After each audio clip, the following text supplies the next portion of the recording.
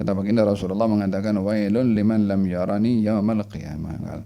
Celaka yang tak tengok aku punya muka ni nanti. Celaka orang yang tak tengok aku punya muka di hari kiamat. Orang kalau tengok wajah Nabi terus tunduk ke bawah macam itu. Tidak dapat untuk menatap wajah baginda Rasulullah secara langsung.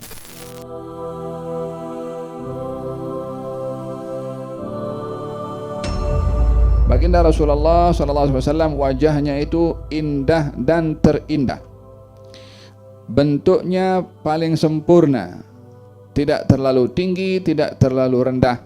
Oleh hada dikatakan wa ajmalu minka lam taragattu aini wa afdalu minka lam talidin nisa'u khuliqta mubarra'an min kulli aibin ka'annaka qad khuliqta kama tasha'u. Kalau Sayyidina Anas bin Malik, lalu ajmal minka lam taragattu aini. Yang lebih indah daripada wajahmu tak ada mata sesiapapun yang pernah memandang yang lebih indah daripada wajahmu. La mata orang di langit, wala mata orang di bumi, wala mata sesiapa. Mafi. Tak ada orang yang diberi mata, tak ada makhluk yang diberi mata oleh Allah melihat keindahan wajah yang lebih indah daripada wajahnya Nabi Muhammad sallallahu alaihi wa ala alihi wasallam. Ayo wajahnya Nabi Yusuf macam mana? Kata ulama mengatakan bahwa bila keindahan pada wajah ini adalah satu, separuh itu diberikan kepada Nabi Yusuf. Yang separuh lagi diagihkan kepada wajah-wajah semua orang, termasuk wajah antum semua, wajah saya ini, wajah semua orang ada di dunia ini. Sikit-sikit diambil bagi orang Afrika, dibagi orang Asia, dibagi orang dibagi-bagi macam tu. Itu pun sudah kita dapat bezakan. Sebagian orang punya wajah yang indah. Itu baru sedikit daripada yang namanya keindahan wajah yang diagihkan oleh Allah pada separuh yang sudah diberikan kepada Nabi Yusuf, sebagiannya diberikan kepada semua orang. Katanya separuh itu diberikan kepada Nabi Yusuf. Keindahan secara keseluruhan itu adalah ada kepada baginda Rasulullah sallallahu alaihi wa ala alihi wasallam. Hanya Nabi sallallahu alaihi wasallam dihiasi dengan haibah dan karisma, sehingga yang tengok pada wajah Nabi tidak melihat fokus kepada keindahannya, melainkan lebih fokus kepada haibah dan karisma yang ada pada baginda Rasulullah sallallahu alaihi wa ala wasallam. Lihada orang kalau tengok wajah Nabi terus tunduk ke bawah macam itu. Tidak dapat untuk menatap wajah baginda Rasulullah secara langsung. Ada berkenaan dengan hadis Nabi Muhammad sallallahu alaihi wasallam, kana ahsanan nasi khalqan wa ahsanuhum kana ahsanan nasi wajhan wa ahsanuhum khalqan laysa bil tawil al ba'in wala bil qasir. Yani bila berjalan dengan orang tinggi, beliau tidak lebih rendah daripada yang tinggi. Bila berjalan dengan orang yang rendah, tidaklah dilihat orang yang rendah itu nampak pendek berjalan dengan baginda Rasulullah sallallahu alaihi wasallam. Ada berkenaan dengan wajah Nabi sallallahu alaihi wa alihi wasallam. Katanya dadanya itu bidang. Janggutnya ini bagian janggutnya sini jatuh ke bawah. Sehingga kalau beliau sedang membaca Al-Quran, orang yang ada di belakang beliau dapat melihat gerakan daripada janggut Nabi SAW. Kalau pendek, mana tak boleh lihat lah itu janggut bergerak. Tapi janggut baginda Rasulullah SAW agak panjang. Jadi sehingga orang kalau bermakmum dengan Nabi, nampak Nabi membaca, janggutnya bergerak. Paham dong? Ada aridan, ini janggutnya daripada tepi sini.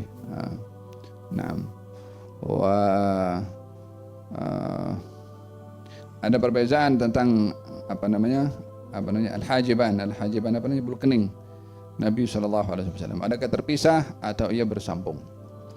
Dalam riwayat mengatakan kalau bulu kening Nabi tidak bersambung. Katanya yang kedua pendapat mengatakan bersambung, cuma bahagian sambungan di bahagian sini ini tidak dinampak disebabkan oleh karena adanya nur yang ada di antara dua bulu kening baginda Rasulullah sallallahu alaihi wasallam, sehingga cahaya yang ada pada wajahnya menutupi warna rambut pada bulu kening baginda Rasulullah sallallahu alaihi wasallam. Faham dong? Janggutnya tidak sampai bagian sini, tidak sampai menutupi kepada pipinya. tidak nampak sini bersih. Jadi janggutnya macam rapi. Bagian pipinya itu tidak berbulu seperti kebiasaan orang kalau janggutnya kadang melebar sampai ke pipi. Baginda Rasulullah SAW tidak demikian. Wa kana ahsanal bashari qadaman wa kana ahsanan nasi khuluqa. Yani baginda Rasulullah SAW sebaik-baik manusia dalam akhlaknya, dan sebaik-baik manusia daripada sesiapapun sebelum baginda Rasulullah SAW. Lebih indah daripada Nabi Yusuf, lebih indah daripada Nabi Ibrahim, lebih indah daripada sesiapapun sallallahu alaihi wa ala alihi wasallam. Kalau Siti Aisyah, satu hari beliau menjahit pakaian di rumahnya, lalu kemudian jarum itu terjatuh. Kemudian dia agak gelap di rumahnya karena lampunya padam, dan dia meraba mencari jarum yang jatuh, sehinggalah baginda Rasulullah SAW yang datang masuk ke rumahnya dan nampak bercahaya rumah itu.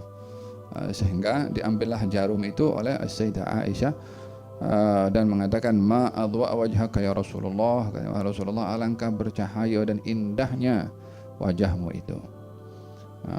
Menggambarkan tentang keindahan wajah Nabi SAW. Kata baginda Rasulullah mengatakan, wailun liman lam yarani yaumal qiyamah. Celaka yang tak tengok aku punya muka ni nanti. Celaka orang yang tak tengok aku punya muka di hari kiamat. Kalau siapa orang yang tak tengok muka engkau wajahmu Rasulullah? Qala man dzukirtu indahu falam yusalli alayya. Orang yang kalau sebut nama aku tidak bersalawat kepada aku. Kan dia semua di hari kiamat nanti semua orang itu akan mencari Nabi sallallahu alaihi wasallam.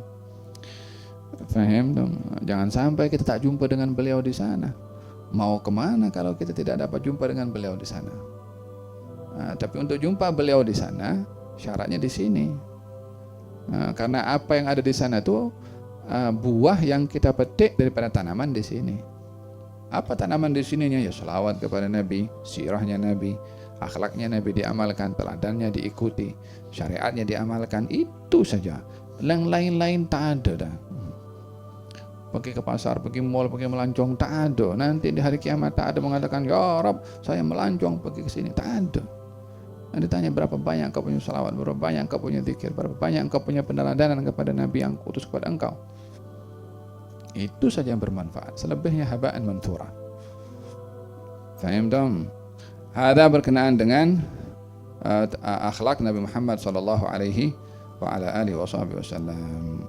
Oleh hada kalau fil hadis dinyatakan, saya tengok wajah Nabi di malam bulan purnama. Kemudian saya tengok wajah Nabi, saya tengok bulan purnama. Tengok wajah Nabi, tengok bulan purnama. Kalau sesungguhnya wajah Nabi itu lebih indah daripada bulan purnama. Bulan, bila sudah bulan purnama itu bulan.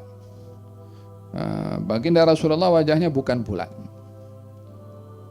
Lalu kenapa diberikan perumpamaan dengan bulan purnama kalau wajahnya tidak bulan? Sebabnya adalah bulan purnama itu bila digunakan oleh orang Arab dalam perumpamaan bukan merujuk kepada bentuknya bulan, tapi lebih kepada indahnya bulan. Kalau kita tengah malam-malam kan, di kawasan-kawasan yang gelap tertentu, kemudian bulan purnama jelas, bulan itu ada apa, kita ya salam Allah. So kita tengok itu lebih kepada keindahan, tidak tengok di bulatnya bulan itu. Bulan pun memang bulat dah, tapi kalau melihat tengah purnama itu, kita lebih melihat kepada keindahan. Melihat dan dikatakan anta syamsun anta badrun. Anta syamsun anta badrun. Kenapa dikatakan syamsun atau badrun? Engkau adalah matahari, engkau adalah bulan. Kenapa Nabi dikatakan matahari? Bukan pada cahayanya, kalau cahaya matahari, kalau bukan kepada bukan kepada silaunya, tapi lebih kepada cahayanya. Kalau kepada bulan, lebih kepada indahnya. Karena matahari itu punya lebih dilihat cahayanya, maka Nabi bila diberi perumpamaan beliau itu umpama matahari, maksudnya wajahnya bercahaya.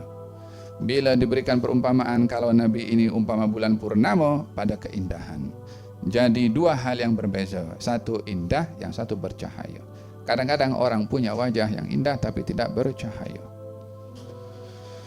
Oleh hada di antara permintaan kita setiap sholat subuh itu kan, Allah maj'al nuran fi apa? Allah maj'al nuran fi qalbi, nuran fi nuran fi sam'i, nuran fi basari, nuran fi sya'ri, nuran fi bashari, nuran fi lahmi, nuran fi dami, nuran fi idhami, nuran fi asabi, nuran min yadayhi, nuran min khalfi, nuran yamin, nuran shimali, nuran min fawqi, nuran min Allah maj'al li. Ya Allah, jadikan itu saya cahaya. Jadikan tubuh badan saya bercahaya. Jadikan sel yang ada dalam tubuh badan saya bercahaya. Jadikan tulang saya bercahaya. Adakah maksudnya tulang itu keluar cahaya seperti itu? Makna spiritual yang ada pada cahaya itu.